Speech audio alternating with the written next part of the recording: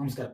തെലങ്കാനയിലെ DNK imports and exports എന്ന് പറയുന്ന കമ്പനിയിൽ നിന്നും 1000-ലധികം ലിറ്ററോളം വരുന്ന മൃഗരക്തം പിടികൂടിയിരിക്കുകയാണ്, അല്ലെങ്കിൽ കണ്ടെടുത്തിരിക്കുകയാണ്, കസ്റ്റഡിയിലെടുത്തിരിക്കുകയാണ്.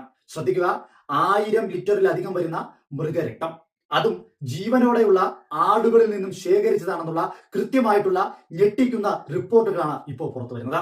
ചിന്തിക്കുക, ഒരു കമ്പനി, എക്സ്പോർട്ട് ആൻഡ് ഇമ്പോർട്ടിംഗ് നടത്തുന്ന ഒരു കമ്പനി, അതും തെലങ്കാനയിൽ സ്ഥിതി ചെയ്യുന്ന ഒരു കമ്പനി, ആ കമ്പനിയിൽ നിന്നും അനധികൃതമായിട്ട് 1000 ലിറ്ററിലധികം വരുന്ന പച്ചയായ മൃഗരക്തം ഫ്രിഡ്ജിൽ ബാഗുകളിലാക്കി സൂക്ഷിച്ചിരിക്കുന്ന കാഴ്ച ഞെട്ടിക്കുന്ന റിപ്പോർട്ടാണ് ഇപ്പോൾ പുറത്തു വരുന്നത്.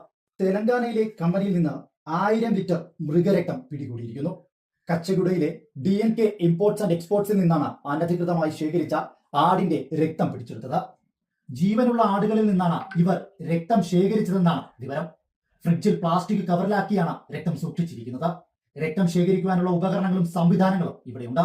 ഹരിയാന ആസ്ഥാനമായുള്ള ഒരു കമ്പനിക്ക് വേണ്ടിയാണ് ഇവർ രക്തം ശേഖരിച്ചതെന്നാണ് റിപ്പോർട്ട്. എന്നാൽ കമ്പനിയെക്കുറിച്ച് കൂടുതൽ വിവരങ്ങൾ പുറത്തു വന്നിട്ടില്ല.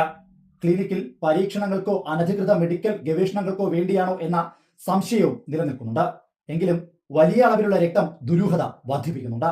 രഹസ്യ വിവരത്തെ തുടർന്നാണ് ഹൈദരാബാദ് സിറ്റി പോലീസും ഡ്രഗ് കൺട്രോൾ അഡ്മിനിസ്ട്രേഷനും ചേർന്ന് റെയ്ഡ് നടത്തിയത്. പരിശോധനയ്ക്ക് പിന്നാലെ DNK ഇമ്പോർട്ട്സ് ആൻഡ് എക്സ്പോർട്സ് ഉടമ ഒളിവിലാണ്. എക്സ്പോർട്സ് സ്ഥാപനത്തിന്റെ മറവിലായിരുന്നു രക്തം ഹരിയാനയിലേക്ക് എത്തിച്ചിരുന്നത്. അനധികൃതമായി മൃഗങ്ങളെ കൈകാര്യം ചെയ്യൽ, ലൈസൻസ് ഇല്ലാത്ത വ്യാപാരം, ബയോമെഡിക്കൽ നിയമലംഘനം എന്നീ വകുപ്പുകൾ പ്രകാരമാണ് പോലീസ് കേസെടുത്തിരിക്കുന്നത്. രക്തസാമ്പിളുകൾ ഫോറൻസിക് പരിശോധനയ്ക്ക് അയച്ചിട്ടുണ്ട്. ഭാരതത്തിന്റെ ശത്രു രാജ്യങ്ങൾ പലതരത്തിലും ഭാരതത്തെ നശിപ്പിക്കുവാൻ ശ്രമിക്കുന്നുണ്ട്. ഈ സംഭവം ദുരൂഹമായ ഒരു സാഹചര്യത്തിലേക്ക് കൊണ്ടെത്തിക്കുകയാണ്.